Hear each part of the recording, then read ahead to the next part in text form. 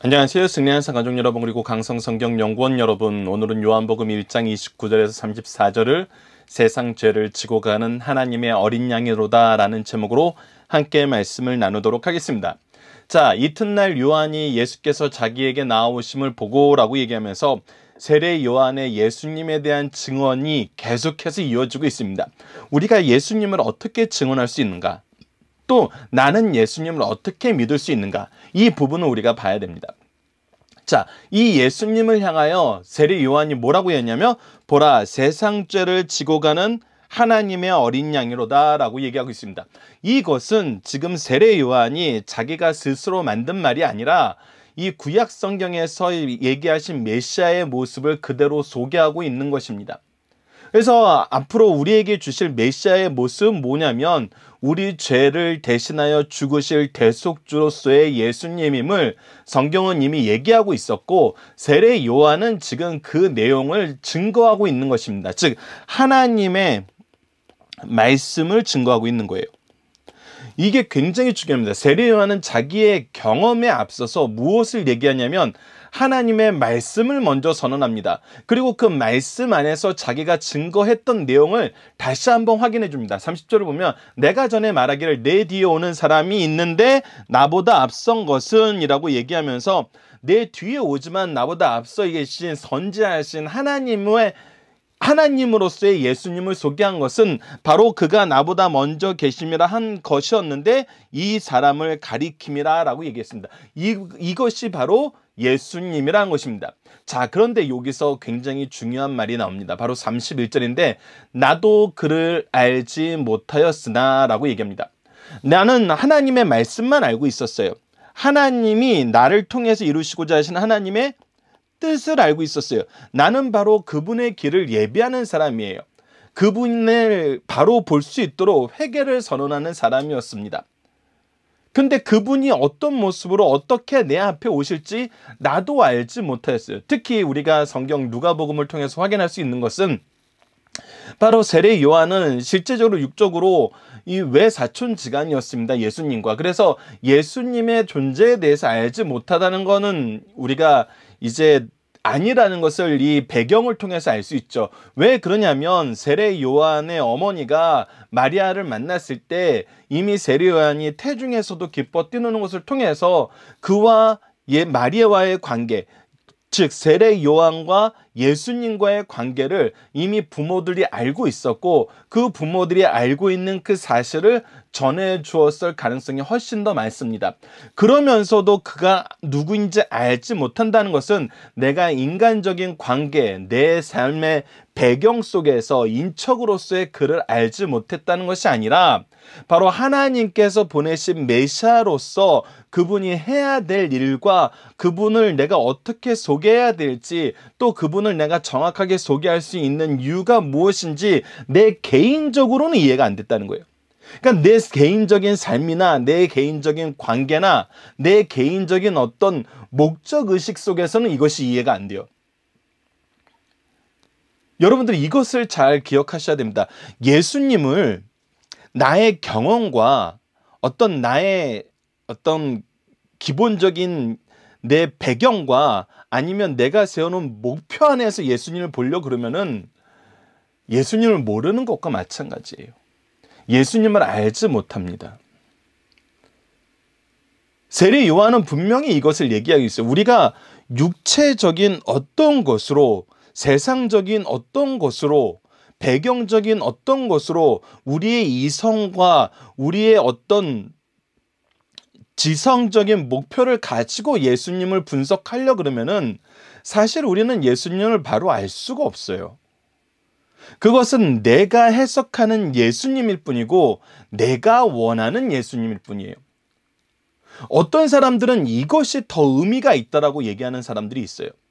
지금 현재 나의 삶 속에서 나의 생활과 나의 어려움과 나의 목적에 동기부여가 되고 힘이 되고 방향성을 제시할 수 있는 용기를 주는 예수님이 더 중요한 거 아니냐라고 얘기하는 사람이 있어요.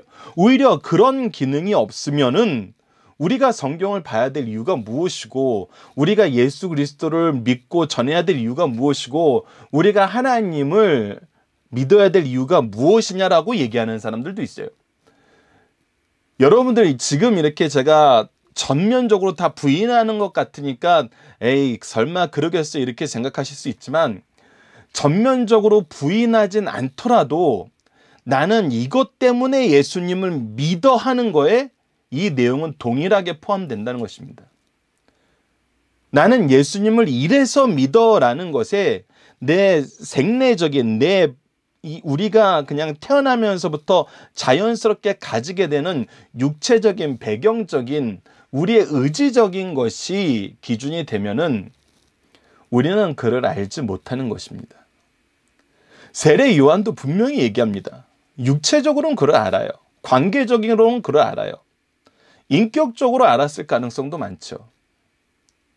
그리고 내 어떤 기본적인 내 기준에 의해서도 그를 분석할 수 있었어요. 얘는 어렸을 때 이렇게 자랐고 이런 모습을 있었고 이런 모습을 통해 나는 얘가 이런 사람인 걸 알아. 이렇게 우리가 판단하는 그것으로 알 수도 있잖아요. 근데 예수님은 그것으로 알 수 없다는 것입니다.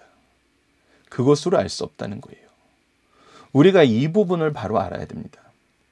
우리가 예수님을 안다는 것은 내 개인적인 배경이나 내 삶의 문화나 내 삶의 지혜나 내 삶의 목표에 의해서 예수님을 이해할 수는 없어요. 그래서 이런 목표를 가지고 예수님을 분석한다는 것 자체는 어떤 예수님을 우리가 본받을 만한 위인으로서는 알 수 있어요. 예수님 참 멋있게 사셨다 이렇게 표현하는 걸로는 알 수 있어요. 그러나 그것은 예수님을 아는 게 아니에요. 왜? 그 모습으로 예수님이 이 땅에 오시지 않았기 때문에, 그런 의미를 부여하기 위해서 예수님이 이 땅에 오시지 않았기 때문에. 우리는 요한복음에서 계시의 충돌기에 이것을 끊임없이 보게 됩니다. 계시의 충돌기는 단순히 하나님의 말씀을 잘못 해석한 유대 지도자들하고만 충돌이 있었던 건 아니에요. 내 기준으로 보고 싶어하는 예수님에 대해서도 예수님은 그들과 충돌하시면서 하나님이 우리에게 주신 메시아로서의 그리스도로서의 예수를 바라보게 하셨거든요. 그때 사람들의 반응은 뭐였냐면 떠나가는 거였어요. 그를 알지 못하는 거였어요. 세례 요한은 그것을 얘기합니다. 나도 그를 알지 못했으나 내가 내 개인적인 기준으로는 그를 알지 못해. 그런데 어떻게 알게 되었느냐를 오늘 본문 말씀에서는 굉장히 심플하게 전해줍니다. 우리가 예수님을 안다는 것은 복잡하고 어려운 것이 아니에요. 분명한 기준이 있습니다. 그 기준을 우리가 31절에서 34절을 통해서 보도록 하겠습니다. 나도 그를 알지 못했으나 내가 와서 물로 세례를 베푸는 것은 그를 이스라엘에 나타내게 하려 합니다. 내가 그를 알지 못하였으나 내가 그에게 물로 세례를 준 것은 그를 이스라엘에게 소개하게 하기 위한 거였어요. 나타내게 하려 하면서, 즉 이 부분은 뒤에서도 나타나는 거지만 증언하려는 거였어요. 이 모든 것은 증언하려는 활동이었는데 그 분을 이스라엘에게 알게 하려는 거였는데, 근데 나도 알지 못하는 그분을 내가 어떻게 알게 하는 그 증언의 역할을 할 수 있었냐면 32절 봅시다. 요한이 또 증언하여 이르되 내가 보매라고 하면서, 내가 이렇게 증언할 수 있었던 것은 내가 봤었기 때문이라는 거예요. 무엇을 봤냐는 거예요. 성령이 비둘기같이 하늘로부터 내려와 그의 위에 머무는 것을 봤다는 거예요. 그렇다면 성령이 비둘기같이 하늘로부터 내려와 그 위에 머무는 것이 도대체 무엇이었길래 이것을 보자 내가 증언해야 될 그분이라는 걸 알 수 있었냐는 거예요. 그거에 대해서 다시 설명을 합니다. 나도 그를 알지 못했으나 하면서 알지 못했음을 반복하는데, 내가 그를 알게 된 것은 뭐냐면 나를 보내어 물로 세례를 베푸게 하신 그 이가, 즉 하나님께서, 나에게 사명을 주신 하나님께서 나에게 말씀하신 것이 무엇이냐면, 나에게 말씀하시되 성령이 내려서 누구 위에 머무는 것을 보거든 그가 곧 성령으로 세례를 베푸는 이인 줄 알라. 즉 우리에게 하나님의 성령의 은총을 우리에게 베풀어 주러 오신 하나님의 아들 메시아임을 알라고 하나님께서 나에게 말씀하셨다는 거예요. 하나님의 말씀이 나에게 있었는데 그 말씀이 어떻게 됐다는 거예요? 지금 성취되었다는 거예요. 하나님의 말씀의 성취를 내가 어떻게 됐다는 거예요? 보게 되었다는 거예요. 그래서 내가 그걸 보고 봤다는 건 뭐예요? 경험했다는 거예요. 하나님의 말씀을 경험했다는 거예요. 나에게 주신 하나님의 말씀의 성취를 경험했다는 거예요. 이것을 통해 내가 하나님의 아들이심을 증언하게 되었다는 거예요. 자, 여러분 다시 한번 봅시다. 우리가 예수님을 볼 때는 내 개인적인 환경이나 내 개인적인 배경이나 내가 살고 있는 세상의 문화나 아니면 내가 가지고 있는 지적인 수준이나 아니면 내가 가지고 있는 목표로 예수님을 봐서는 절대 예수님이 누구신지 알 수 없어요. 우리는 오직 뭘로 봐야 돼요? 하나님의 말씀 안에서 예수님을 봐야 돼요. 하나님 말씀 안에서 예수님을 보고 그 말씀을 경험하게 하시는 성령의 역사를 통해서 우리는 예수님을 알게 되는 거예요. 그리고 그렇게 알게 되었을 때 우리는 무엇하게 되냐면 증언하게 됩니다. 뭐라고 증언하냐면 하나님의 아들이요, 하나님의 어린 양이요,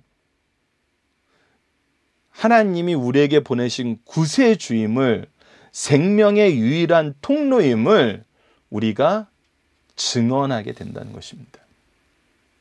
증언하는 내용도 여러분들 분명히 아셔야 되는 게 하나님이 우리에게 말씀하신 그것을 증언하는 거예요. 야, 예수님이 나한테는 정말 어마어마한 돈을 주셨어. 예수님이 나에게는 어마어마한 지혜를 주셨어. 이거 증언하는 거 아니에요. 여러분들 이것은 비본질이라 그런 것입니다. 그것은 내 자랑이 돼요. 우리가 증언하는 것은 뭐냐면 예수님이 하나님의 아들이야, 우리의 생명의 빛이야, 은혜 중에 은혜야, 우리 죄를 대신 지시고 가시는 하나님의 어린 양이야, 구속을 이루신 우리의 생명이야, 하나님의 사랑의 절정이야, 구속의 성취야, 우리에게 성령을 약속하셔서 지금도 우리와 함께 동행하는 분이야. 철저하게 성경의 내용으로 증언하게 되는 것입니다. 즉 하나님의 말씀, 하나님의 뜻, 하나님의 역사의 증인이 되는 거예요. 이것의 분명한 차이를 아셔야 돼요. 여러분들, 그래서 저는 개인적으로 간증에 대해서 굉장히 조심해야 된다고 생각하는 사람입니다. 나에게 예수님이 어떤 분이셨어요? 라고 얘기하는 것은 사실 아무리 많이 양보해도 반 이상은 내 자랑이에요.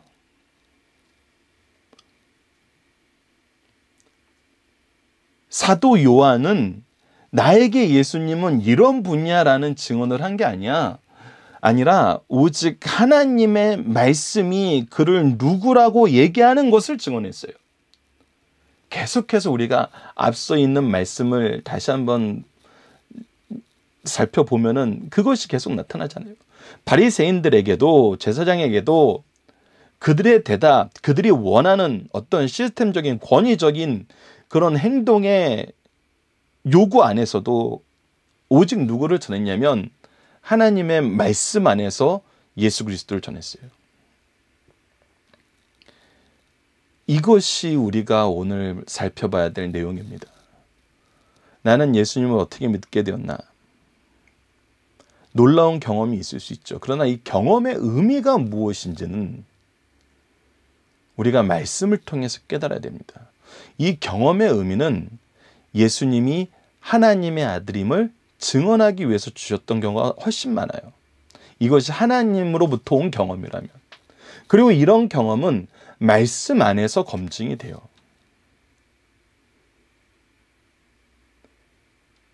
그래서 우리는 우리의 경험을 얘기하는 것이 아니라 예수 그리스도의 복음을 전하는 거예요.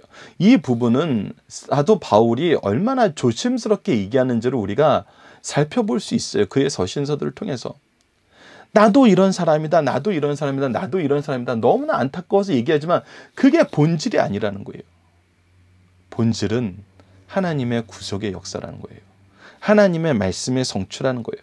하나님이 우리에게 증언하라 하신 그 내용이라는 거예요. 그렇다면 우리는 먼저 무엇을 알아야 됩니까? 하나님의 말씀을 알아야 되겠죠. 하나님이 증언하라 하신 예수님이 누구신지를 알아야 되겠죠. 오늘 우리가 두 가지 큰 걸 배웁니다. 그는 하나님의 어린 양이고 그는 하나님의 아들이라는 겁니다. 이것을 미리 알고 경험하고 증언하게 하신 하나님께서 세례 요한을 통해서 동일하게 우리에게도 알고 경험하고 증언하게 하신다는 것을 우리는 깨달아야 됩니다. 그렇게 하기 위해서 오늘 저와 여러분에게 이 말씀을 주신 거예요. 예수는 하나님의 어린 양이다. 예수는 하나님의 아들이다. 앞으로 우리가 요한복음을 통해서 이 증언의 내용들을 계속 확인합시다. 그리고 이 증언의 내용을 잘 전하게 하시기 위해서 우리에게 주셨던 하나님의 말씀에 더 집중합시다. 그렇지 않으면은 우리는 그를 알지 못하는 상태에서 오히려 잘못 알고 거절하는 상태로 갈 가능성이 더 많음을 우리는 깨어서 살펴볼 수 있어야 됩니다. 요한복음에는 이 두 가지 경우가 다 나타납니다. 있는 그대로 보고 말씀 안에서 아멘 주 예수여라고 고백하는 사람이 있는가 하면은 끝까지 알지 못하는 상태에 남아있는 사람들이 있습니다. 그들이 다른 것을 본 것이 아니에요. 동일한 것을 보고 동일한 말씀을 들었어요. 이 차이를 우리가 기억하면서 앞으로 요한복음을 통해서 우리의 믿음의 증언과 우리의 믿음의 근거가 말씀 안에서 잘 정립되기를 기도합니다. 자, 본문 묵상하기입니다. 첫 번째, 세례 요한은 예수님을 어떻게 소개하나요? 그 의미는 무엇입니까? 세례 요한은 보라, 이르되 보라 세상 죄를 지고 가는 하나님의 어린 양이로다 그랬어요. 뭐라 그랬냐면 세상 죄를 지고 가요. 자기 죄를 지고 가는 것이 아니라 세상 죄를 지고 가요. 그리고 그 양은 누가 준비한 양이냐면 하나님이 준비한 하나님의 어린 양이에요. 어린 양은 속죄제를 위해서 드리는 양을 의미해요. 그러니까 세상 죄를 대신 지는 하나님이 제물로 선택한 그 양이라는 거예요. 우리를 대신하여 속죄의 제사를 드리기 위해 하나님이 준비하신 어린 양이라는 것입니다. 여기에 다시 한번 강조가 되는 것이 있어요. 뭐예요? 하나님이 예수 그리스도를 우리의 속죄의 제물로 주신 것은 100% 하나님의 은혜라는 것입니다. 우리의 공로나 우리의 어떤 현상이 조건이 될 수 없는 것이라는 거예요. 두 번째, 세례 요한은 자신의 사명이 무엇이라고 말하나요? 바로 그를 이스라엘에게 나타내는 것, 즉 그를 증언하는 것이라고 얘기하는 것입니다. 그러면 예수에 대한 세례 요한의 증언은 무엇입니까? 라고 했을 때 우선 첫 번째는 하나님의 역사가 있었다는 거예요. 하나님께서 보라 성령이 비둘기같이 하늘에 내려와 그 위에 머물게 하는 하나님의 역사가 있었어요. 그 다음에 하나님의 명령이 있었는데 그것이 뭐냐면 나에게 말씀하실 때 성령이 내려와 누구든지 머무는 것을 보면 그가 성령으로 세례를 베푸는 이인 줄 알라 하셨어요. 이것이 바로 하나님의 명령이에요. 바로 이 사람이 하나님이 보내신 걸 알게 하신 것이 하나님의 명령이고, 그러면 이 명령 안에서 하나님의 뜻은 무엇이냐면 하나님의 아들을 증언하는 것이 바로 하나님의 뜻이라는 거예요. 그러니까 하나님의 역사 안에서 하나님의 명령을 깨닫게 되고 이 명령 안에서 하나님의 뜻대로 일하는 것이 바로 우리 증언하는 자들의 모습이라는 것입니다. 우리는 이 과정에서 계속 증인으로 세우심을 받고 있어요. 먼저 하나님의 역사가 무엇인지를 알게 되고 하나님의 명령이 무엇인지를 알게 되고 하나님의 뜻대로 사는 삶을 살아요. 이 세 가지가 계속 확인된다는 것입니다. 그래서 우리가 마태복음 말씀을 마무리할 때 어떻게 됩니까? 하나님의 구속의 역사를 우리에게 보여주고 하나님의 명령으로서 사마리아와 땅끝까지 이르러 예수 그리스도의 복음을 전하라 하시고 이 뜻을 따라서 순종하는 삶으로 우리가 사도행전의 역사를 보게 되잖아요. 이 부분은 요한복음 21장에서도 동일합니다. 예수 그리스도의 복음의 역사가 성취되고 제자들을 찾아와서 베드로를 3번 부인한 베드로를 통해서 하나님의 명령, 예수 그리스도의 명령을 전하고 그리고 하나님의 뜻대로 순종한 삶의 모습을 예수 그리스도를 증언하는 삶의 모습을 성경은 우리에게 제시하고 있어요. 그리고 이 길로 우리가 가야 된다고 얘기하고 있다는 것입니다. 우리는 막 사방의 여러 가지 길을 헤매면서 우리에게 맞는 길이 무엇인가 찾는 사람이 아니에요. 우리에게 명확하게 주어진 그 길을 가는 사람들이에요. 그 길을 가는 사람들을 그리스도인이라 그러고 그 길을 우리에게 분명히 알려주기 위해서 세우신 곳이 바로 교회이고 그 길 안에서 능력을 얻게 하는 것이 바로 우리의 삶의 본질이라는 것입니다. 자, 본문의 중심선을 봅시다. 성도들은 그리스도가 누구신지 증거해야 됩니다. 요한은 내가 보고 그가 하나님의 아들임을 증언하였노라 하니라 라고 얘기했어요. 기독교의 모든 교회는 그리스도가 하나님이시라는 사실에서 시작됩니다. 만약 그가 사람이라면 그의 죽으심은 선행을 격려하는 한 모범이 된 행적에 불과할 뿐이에요. 그래서 우리가 예수님을 하나님의 아들로서 우리가 바라보고 하나님의 뜻 안에서 바라보지 못하면 예수님이 우리의 필요에서 정말 여러 가지 모습으로 해석이 돼요. 저도 한때 경영학을 공부하는 사람으로서 CEO 예수 그리스도 하니까 그 제목이 막 내 마음에 와닿는 거예요.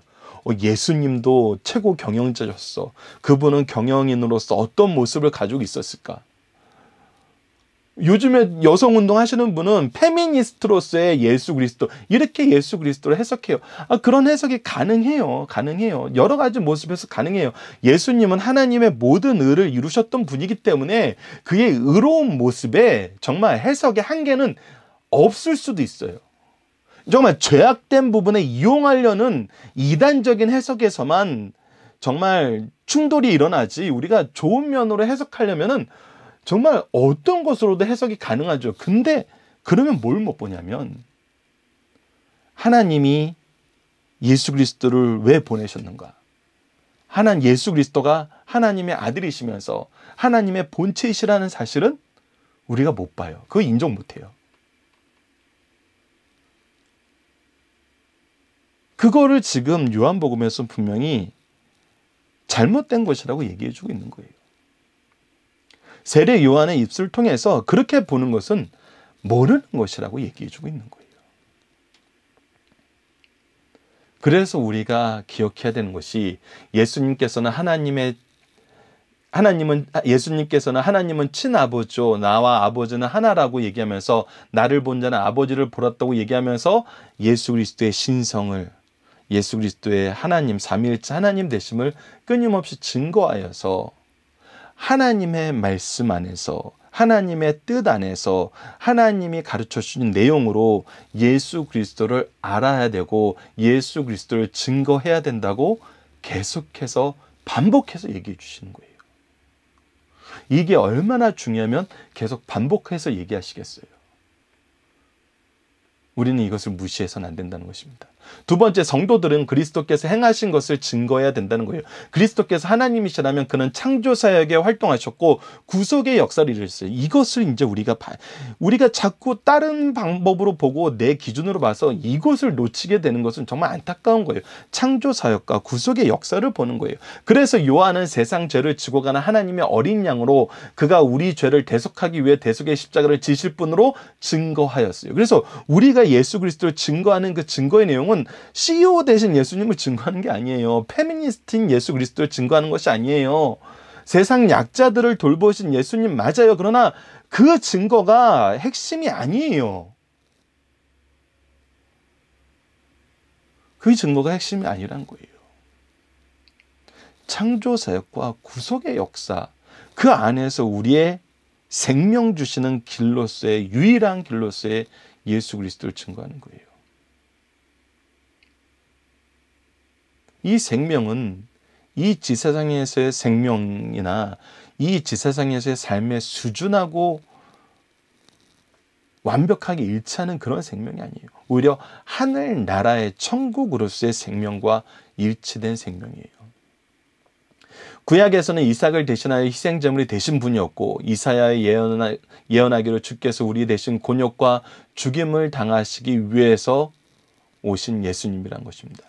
그렇다면 내가 어떻게 그리스도를 알게 되었나를 증거해야 돼요. 본래 요한도 그리스도를 알지 못했어요. 그러나 요한은 그리스도의 친척이기 때문에 그분을 모를 리가 없었어요. 그러므로 요한이 알지 못했다는 것은 누구인지 몰랐다는 말이 아니라 어떤 분이신지를 알지 못했다는 말이에요. 그 어떤 분이신지 알지 못하는 이유는 바로 예수님에 대해서 바로 알려면 성령께서 알려주시지 않으면 우리가 예수님을 알지 못하기 때문이에요. 그래서 성령께서 알려주신다는 것은 하나님의 구속의 역사 안에서 우리가 예수님을 바라보게 하시는 성령의 인도하심으로 봐야 된다는 거예요.